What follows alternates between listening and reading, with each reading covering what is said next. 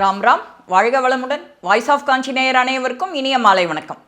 இன்றைக்கி காக்காய்க்கு நாம் ஏன் சாதம் வைக்கிறோம் தினம்? அந்த காலத்தில் நீ சமைச்சதை ஒரு பறவைக்கு ஒரு தானம் கொடுத்துட்டு சாப்பிட்ணுங்கிறது ஒரு மரபாகவே இருந்திருக்கு. அது ஜோதிட சாஸ்திரத்துலேயும் இருக்குது, நம்ம ஹிந்து சனாதன தர்மத்துலேயும் இருக்குது.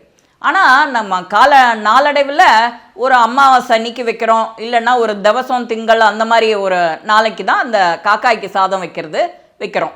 நாம் எப்போதுமே சமைச்ச உடனேயே சுவாமிக்கிட்ட சூடாக சாதம் வச்சு நெய் விட்டு துளி பருப்பு, அது இலையில் வைக்கிறீங்களோ எச்சல் படாத ஒரு கப்பில் இருக்கணும், இல்லை எச்சல் படாத ஒரு தட்டு, அது வச்சு நைவேத்தியம் பண்ணிவிட்டு நீ சாப்பிட்றதுக்கு முன்னாடி அங்கே காக்காய்க்கு கொண்டே வச்சேன்னா நீ பித்ரு தோஷங்கிறது உங்கள் குடும்பத்துக்கே வராது. பித்ரு தோஷம் மட்டுமா, தேவர்கள் முனிவர்கள் எல்லாருமே உங்களுக்கு ஆசி வழங்குவாளாம். இந்த பிரசாதம் இப்படியெல்லாம் இவா குடும்பத்தில் பண்ணின்னு இருக்காளேன்னு. இப்போது இருக்கிற இந்த டெக்னாலஜியில் காக்காயை காணும், குருவியை காணும். இது ரெண்டுமே நம்மக்கிட்ட இல்லை. அது இல்லை அப்படின்னா என்ன, அதுக்கு ஆல்டர்னேட்டிவ் என்ன பண்ணலாம்? பசுமாடு இருக்கவே இருக்குது. பசுமாட்டுக்கு உங்களால் ஆனது அந்த கோஷாலை பக்கத்தில் இருந்ததுன்னா ஓகே, இல்லைன்னா பக்கத்தில் மாடு வச்சு பராமரிக்கிறவா யாரான் இருந்தால் அவாக்கிட்ட கொடுத்து ஒரு கழநீரோடு இதை கொடுத்துட்டு செஞ்சுட்டு வரலாம். நீங்கள் குளிச்சுட்டு இது பண்ணுறதுனால வாளுக்கு முகத்துக்கு ஒரு குங்குமம் வச்சுட்டு ஒரு பிரதட்சணம் வந்துட்டு காக்காய்க்கு சாதம் வைக்கலாம். எத்தனையோ வழிமுறை இருக்குது. ஆனால் நம்ம மனசால் நினைக்கணும் இதை பண்ணணும் தினம் அப்படின்னு. அந்த காலத்துலலாம் இயற்கையாகவே அவள் குளிச்சுட்டு முதல் வேலை சமைச்சாச்சுன்னா இதைத்தான் முன்னாடி பண்ணுவாள். அந்த காலத்தில் இருக்கிறவாளுக்கெல்லாம் இந்த மாதிரி எதானு வந்துதா என்னன்னுங்கிறது தெரியல.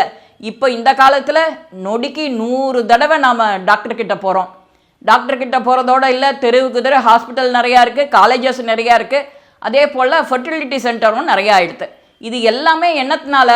காக்காயே இல்லை அப்படின்னா இது எல்லாமே நம்மளோட டெக்னாலஜி இம்ப்ரூவைஸ் ஆனதுனால ஒன்றொன்றும் எல்லாம் மாசுபட்டு போய் கலங்க மாறுது. நம்ம சாப்பாட்டில் நமக்கே அது கலப்படம்.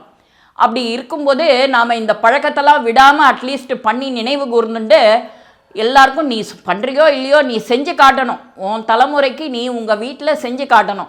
ப்ராக்டிக்கல் நாலேஜுன்னு சொல்கிறோம் இல்லையா, ப்ராக்டிக்கலாக எல்லாருக்கும் செஞ்சு காட்டினா அவள் செய்யறதுக்கு, நம்ம சந்ததி செய்யறதுக்கு ஒரு வழிமுறை. அவள் பார்க்கணும், அவளோடைய கையிலையும் அழிச்சிட்டு போய் அவள் கையாலையும் இதை செய்ய வைக்கணும். அப்போ தான் நம்ம சமூகத்தில் என்னெல்லாம் தொன்று என்ன செஞ்சுட்டு வந்தோமோ அந்த பழக்கத்தை நாம் மாறாமல் அதை மேற்கொண்டு விருத்தி பண்ணணும். நீ மட்டும் செய்கிறதோடு இல்லாமல் உங்கள் தெருவில் இருக்கிற உங்கள் 4-5 ஃப்ரெண்ட்ஸ், கோயிலுக்கு போனால் அங்கே ஒரு 4-5 ஃப்ரெண்ட்ஸ், அவளுக்கு இருக்கிறத சொல்லி நல்ல பழக்கத்தை சொல்லி கொடுத்தா கண்ணுக்கு தெரியாத புண்ணியம் உனக்கு தானே வருது. இந்த புண்ணிய அக்கௌண்ட்டு சேர்ந்துட்டே போச்சுன்னா உன்னோட வாழ்க்கை பிரகாசமாக இருக்கும் இல்லையா. இது பித்ருதோஷங்கிறது எல்லாருக்குமே உண்டு. அம்மா அப்பா ஒரு ஃபேமிலின்னு எடுத்துட்டேன்னா ஒரு கணவனுக்கு அம்மா இல்லை அப்பா இல்லைன்னா அவள் கண்டிப்பாக தவசம் திங்கள் பண்ணணும், அமாவாசை தர்ப்பணம் பண்ணணும்.